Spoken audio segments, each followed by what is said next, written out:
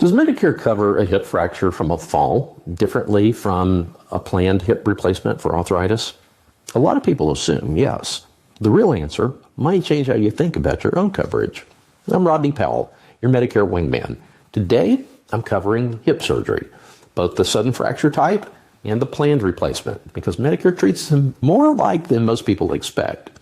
And there's one piece of your recovery coverage that may surprise people in a good way. First, Medicare doesn't ask why you need hip surgery. It asks where your care happens, inpatient hospital stay or outpatient procedure. That's what decides whether Part A or Part B does the heavy lifting, whether you fell in an accident or you planned this procedure with your doctor for months.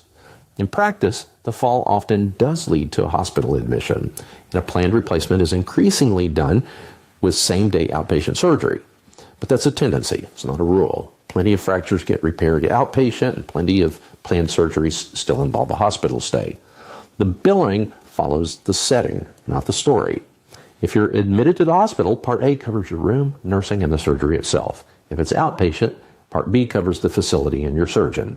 Plan G covers your full Part A deductible and coinsurance, plus the full 20% Part B coinsurance and excess charges once your annual Part B deductible is met. Either way, your real cost typically comes down to that one small annual Part B deductible. Now, a lot of people picture a skilled nursing stay waiting for them after hip surgery. And for most people today, that's just not the reality.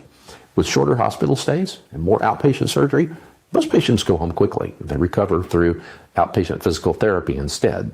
That's not a gap. It's just what modern hip surgery recovery actually looks like. And here's a detail that genuinely surprises people. There's no annual limit on outpatient physical therapy sessions under Medicare. This is exactly where Plan G earns its keep. Once your Part B deductible is met, Plan G covers the full remaining coinsurance on every covered physical therapy session for as long as your physical therapy continues to be medically necessary. As long as you and your doctor can show real progress, coverage keeps going. How it actually matters for your recovery? Take physical therapy seriously. It can go a long way toward getting you back on your feet. It's not an afterthought.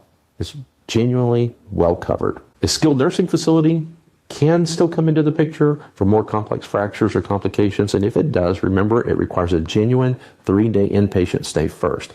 Observation time doesn't count toward that. For most hip surgeries today, though, that's not the path you'll be on. Instead, the path you'll likely be on is weeks of physical therapy, and that path is covered further than most people realize. I'm Rodney Powell. I'm your Medicare wingman.